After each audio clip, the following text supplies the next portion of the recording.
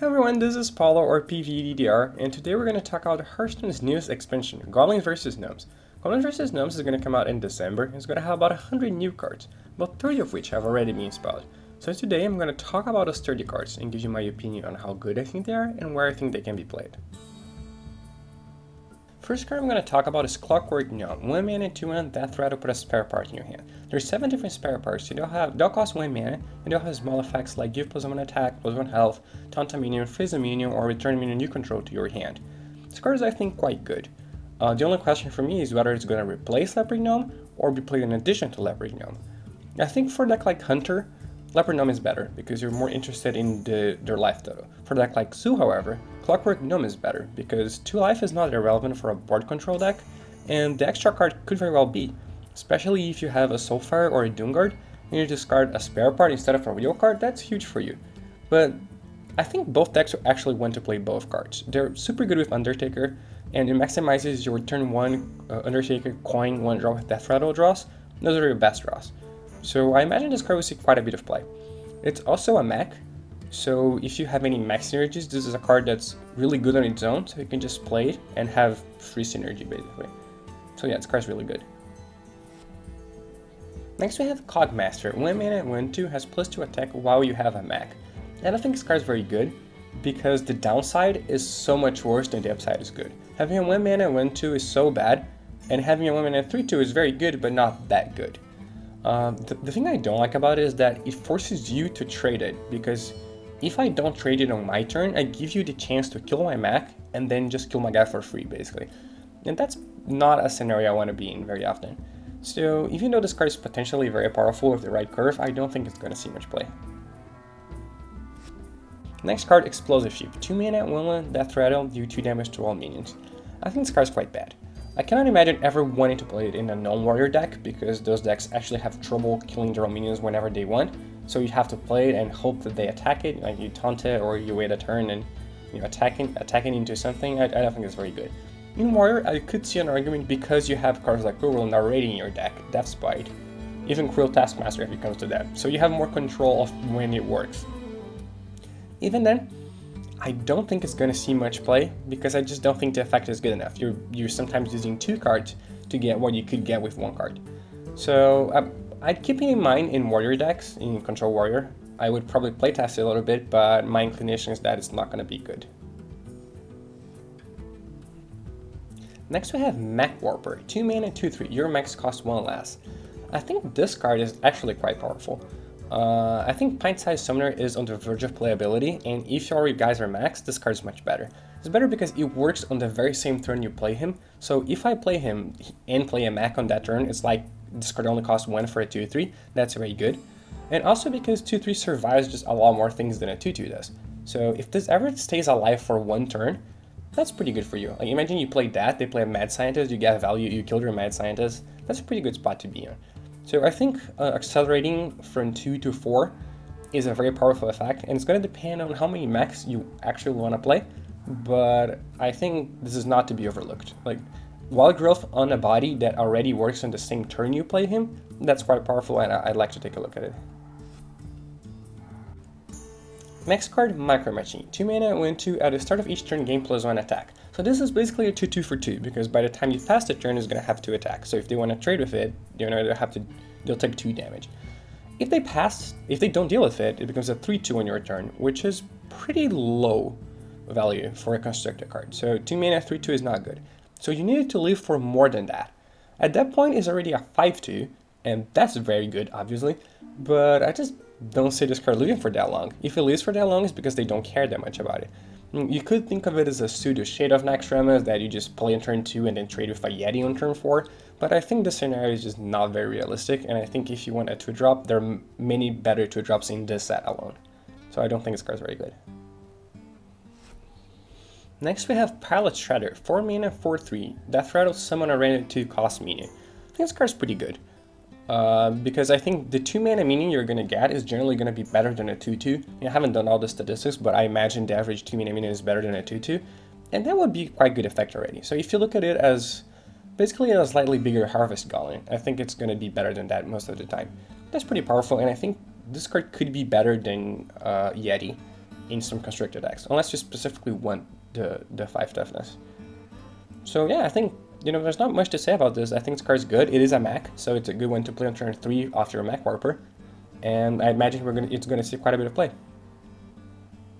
Our next card, Paladin Sky Golem, is a slightly bigger version of the one we just reviewed. It's a 6 mana 6/4, and Death Rattle summon a random 4-cost minion. I think this card is much worse than the previous one, because its competition is a lot better. So the bar for 6 is Sylvanas, it's Cairn Bloodhoof. I think this card is rarely gonna be better than Cairn. So, and a lot of decks don't even play Cairn. It's possible that you want to play this in addition to Cairn, but I just don't think it's good enough. I think, you know, if you want that kind of effect, you want Cairn over this every single time, and you probably don't want another one of those on top of Sylvanas and all the 6 guy you could play. Then we have Annoyatron, 2 mana 1/2 taunt Divine Shield. I think this card is pretty good. And the best way to evaluate it is to compare it to a Hunter Creeper. It's a 1/2 taunt instead of a 1/2, so it's better. And if it dies, you get a 1/2 taunt instead of 2 1/1s, which is arguably better. I think the big downside is that if they have a way to proc the Divine Shield without dealing 2 damage, then it becomes a lot worse. Say if they have a Mage Hero Power or a Druid or a 1/1, that's kind of loose, but I think it's still pretty good. I think if you play that, you often get into a spot where they're forced to overkill by a lot, which is the same that happens with Ledge Belcher. Sometimes they have 2 5/5s, or, you know, a weapon and a 5/5, and you play a Nightbot, and then they have to spend 10 damage dealing with that. So I think this card's pretty good. It protects all your other creatures. It's fine defensively, not that great defensively, but neither is Hunter Creeper.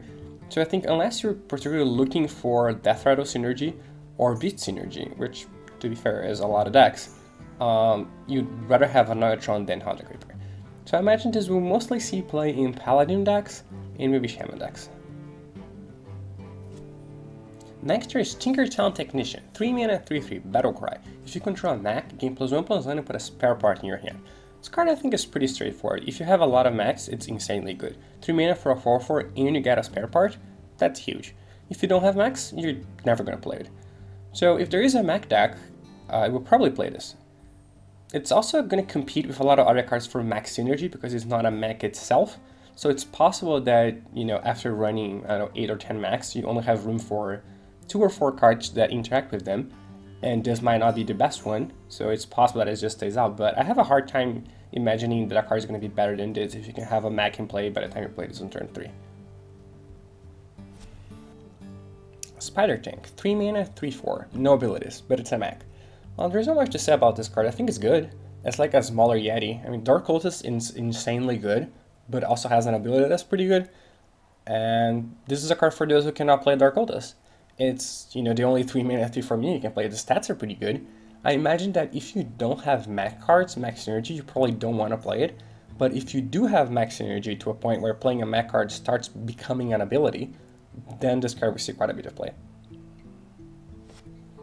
Next we have Bumblebobber, 5 mana 3/3 Battlecry, deals 4 damage to a random minion, random enemy minion. This card I don't think is very good. It's decent at killing concealed actioneers, but that's basically all it does well. It just costs too much mana, I think.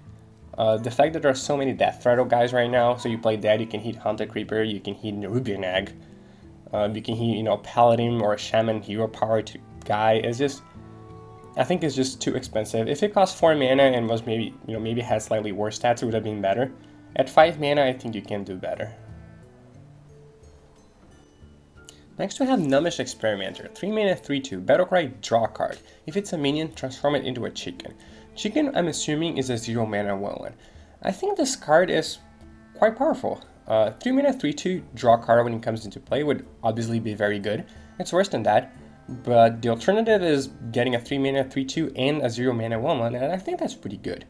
I think the only scenario where you might not want to play it is if you specifically rely on certain cards. For example, you need to draw Alexstrasza to be able to win, then you might not want to mill that.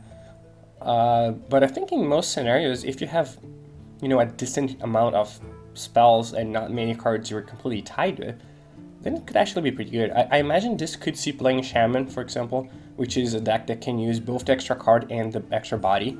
You could see playing Rogue, where getting a 0 mana spell could be potentially very good for combo effects. And yeah, basically I think this card's quite good. I think people look at it and think, oh, what's going to happen if I mill my very important card? But that's not really relevant unless you go to Fatigue. So maybe if you're going to go to Fatigue and there are some cards that you really want to draw, like Electrozzy and Freeze Mage, then you can't afford to play this. But yeah, I think for most other decks it could be good, and I do expect it to see play in both Shaman and Rogue. Next we have Goblin Sappers. 3 mana, 2/4, has +4 attack while your opponent has 6 or more cards in hand.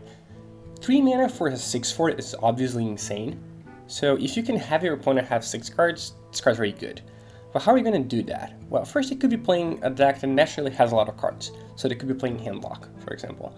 Or second, you can help them a little bit with Coldlight Oracle, Naturalize, and stuff like that. I think this could see play in decks that, you know, make your opponent draw more cards, but it's probably not a good card to have on ladder unless you can force the issue. Because even though a 3 mana 2/4 is not actually a horrible card, you really don't want it in your deck against stuff like Hunter.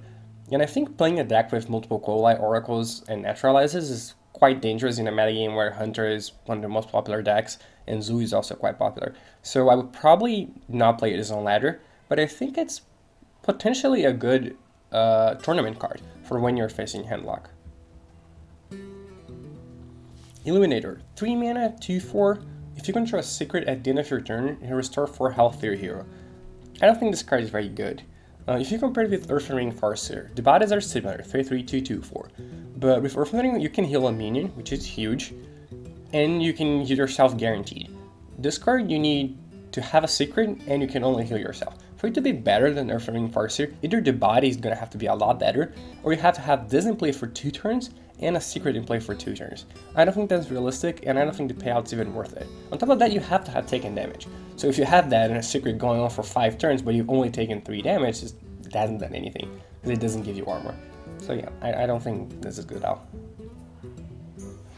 Matter Bomber, 5 mana, 5/4, Battle Cry, deals 60 damage randomly split between all other characters. Probably not good. I mean, I can imagine this card being fine if they have, you know, 4 1/1s and you have nothing, then you can play and just kill a bunch of them. But I would just never put this card in my deck. 5 mana is just too much, the effect is completely random, so yeah, just not playing that.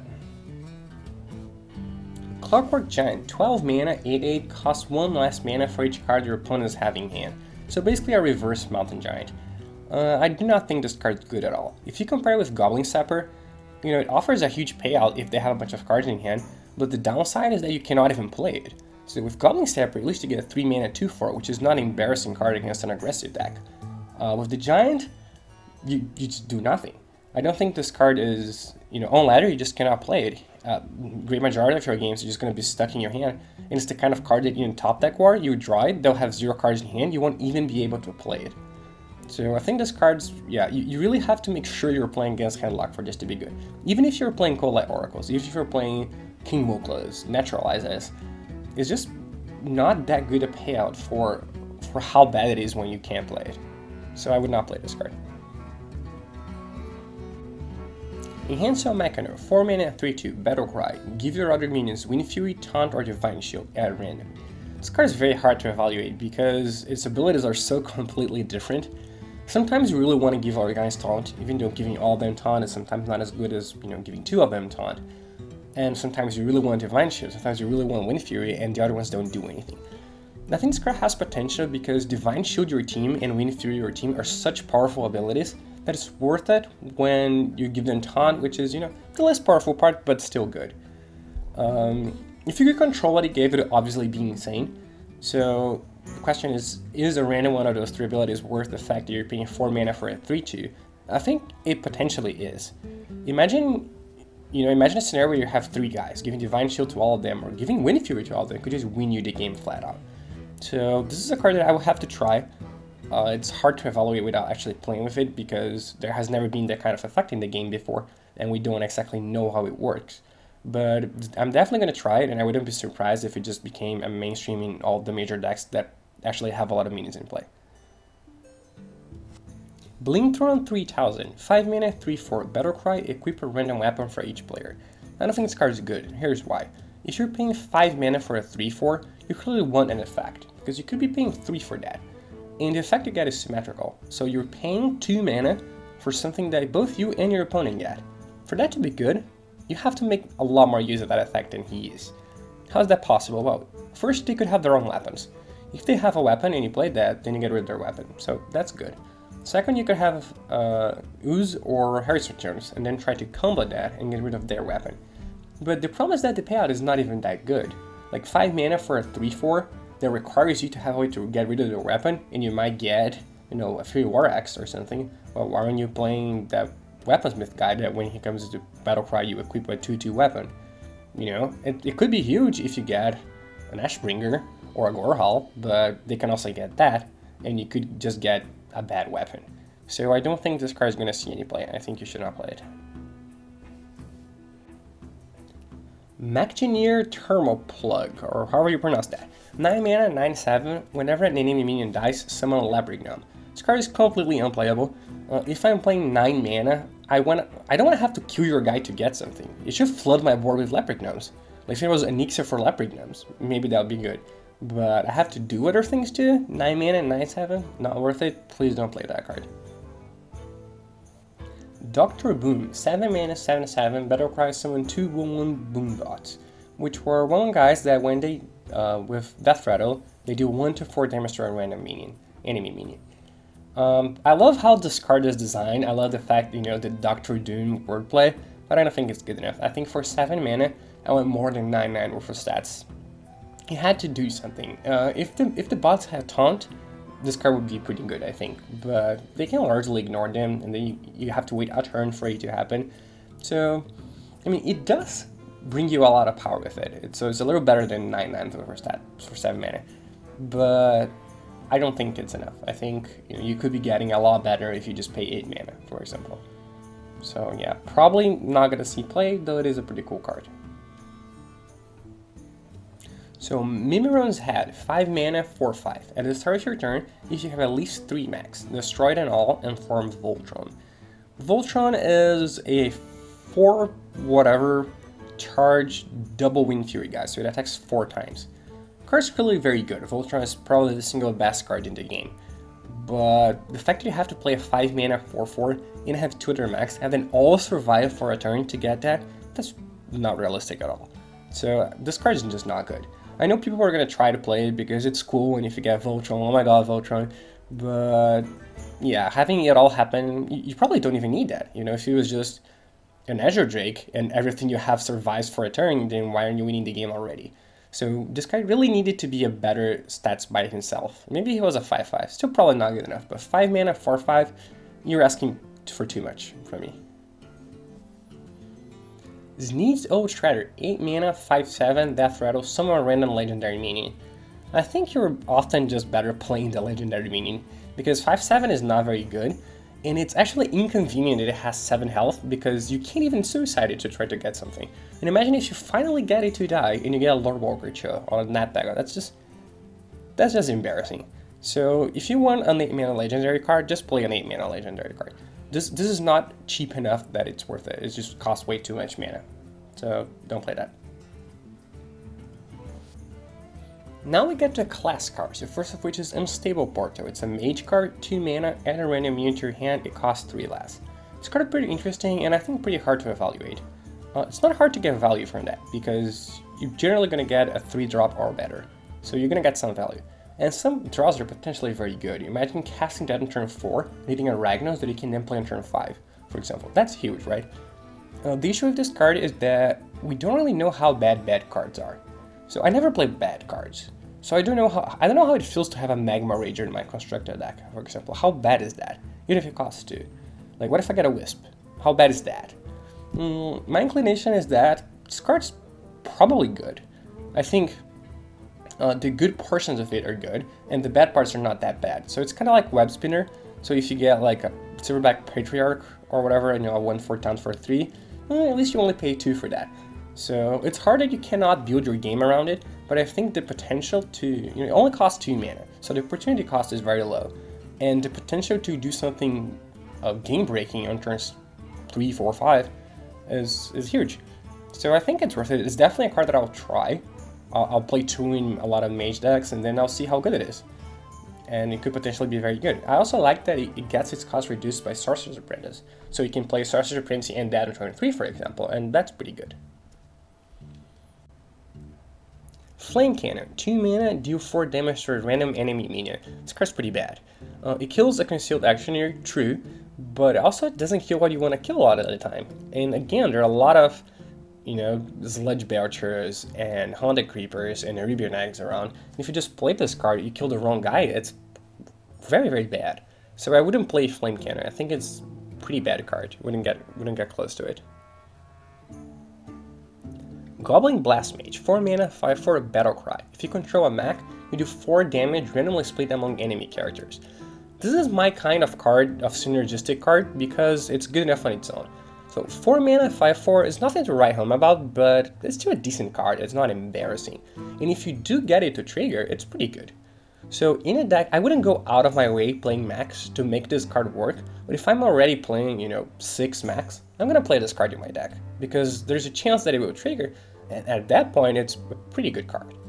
So yeah, this card I think is perfect in the sense that it's fine without the ability and pretty good with the ability, and it doesn't cost too much to trigger the ability, because hopefully those are guys you already want to play anyway.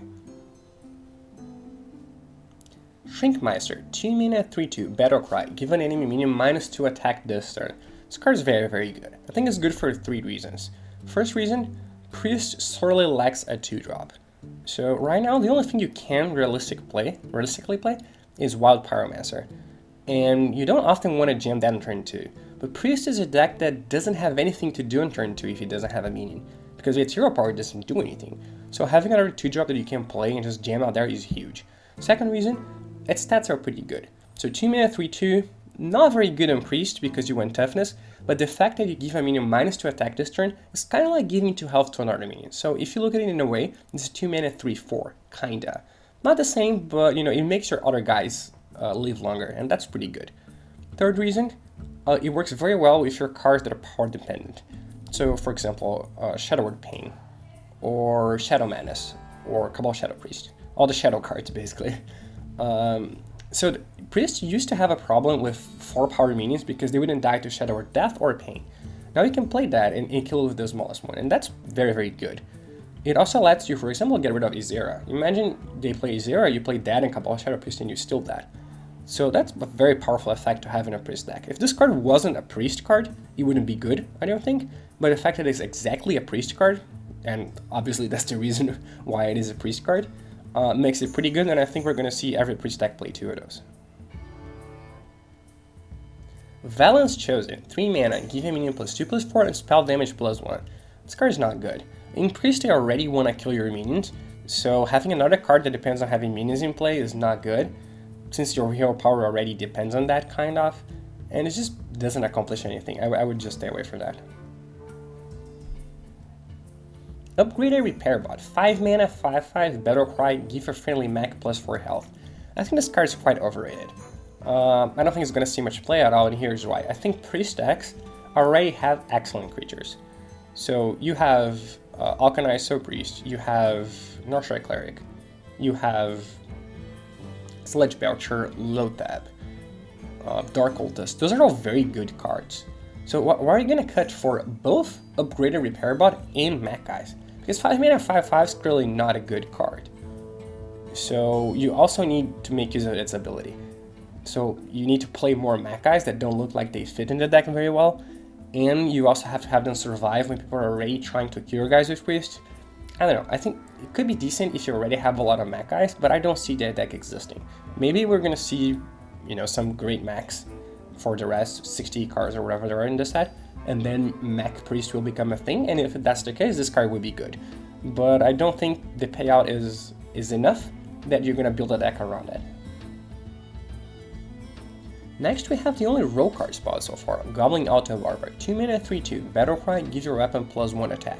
This card is very good, I think. Here we're in the territory where, 2 mana, 3/2, not great, but certainly not embarrassing. You're more than fine playing that on turn 2, like a naked, and the ability is quite good. So if you have a weapon already, say it's a dagger, it's basically the same as, 5 power for 2 mana. That's incredibly powerful. And it can also let you combo Blade Flurry a lot more often. So maybe we're going to see people start playing 2 Blade Flurries in, because this card helps it a lot as well. So yeah, I think this card is very, very good, and it's probably going to see playing in every rogue deck.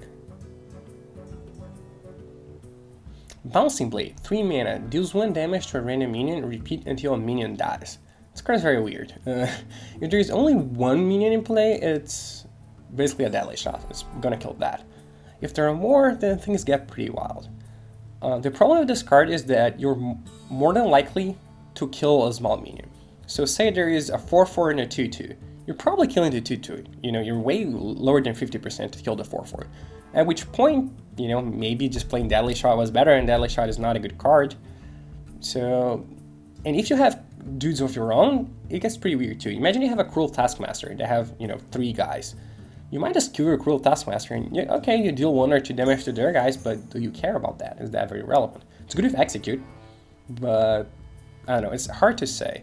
It's good with Acolyte of Pain, because worst comes to worst, you draw 3 cards out of it, and it's very good with Frothing Berserker, where, you know, if you get lucky, you could just 15-ball them for, you know, 1 turn. But it's pretty hard to evaluate. I think this is a card I have to play with to see how good it is. It could end up being pretty good with Executes, Berserkers, Acolytes, and it could end up just being, you know, a bad RNG card. But we're gonna have to see that. Ogre Warmoth, 3 mana, 4/2 weapon, 50% chance to attack the wrong enemy. You kind of had me at 4/2 for 3, but that's a pretty bad ability to have. Okay, sometimes it's actually beneficial. Say they have a taunt, for example, that you don't want to attack. So you attack that, and hopefully, you know, 50% chance to attack something else. That's pretty good. If they have a concealed Actioneer, you attack them, and maybe you just kill the Actioneer. But the fact that half the time you don't control what you attack, that's pretty damning. I don't think this card can ever be good. Even if you're only interested in hitting face, they could have, you know, a Haunted Creeper. There's a 50% chance to attack that instead, so you just lost 3 damage. Sorry, you lost 4 damage. Yeah, this is just, I would stay away from this card. I don't think this card's good. Now we come to our last spoiled card, Shield Maiden, 6 mana, 5/5, Battlecry, gain 5 armor. I think stats-wise this card is good. It's a better Guardian of Kings. You know, it costs less, but it is comparable, and armor is actually better than health because it's taxed and because you can use cards like Shield Slam. The problem is that the deck it would go into, which is Control Warrior, is already such an expensive deck. It already has Sylvanas, it has Karen, it has Black Knight, all of which are better 6s than that. So adding this card will be adding the 4th 6 in your deck, so you have to cut something expensive.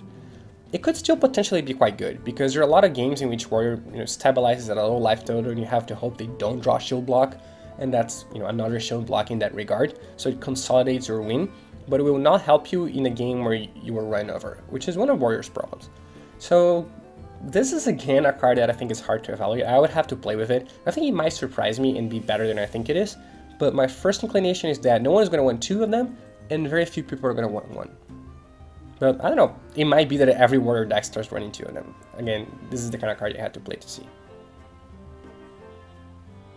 Well, that's it. That's every card that's been spoiled so far. And my first impression is that that's pretty good. You know, we've only had 30 or so cards spoiled, and there are a lot of them that I'm sure we'll see play. Like Clockwork Gnome, I'm pretty confident we'll see play. Shrinkmaster, pretty confident. Oh, the Rogue 2 drop, very good. We'll definitely see play. And that's not even talking about the new strategies that we could see with the next 60 cards. So, say a Mech deck. You know, there could be a Mech deck with any class, and I'm really looking forward to that. But yeah, I hope you enjoyed this. And please let me know what you think of it, and whether you think video is a better medium than just writing an article. Most of the time I write articles, I don't do videos. I thought doing a video would be better for this because you get to see the cards coming up and whatnot. But if you think just writing an article with those opinions would be better, please let me know, and I'll try to do that in the future. Again, any suggestions, any input, it's always welcome, and you can find me on Twitter at PVDDR or Twitch, twitch.tv/PVDDR. And I hope to see you again.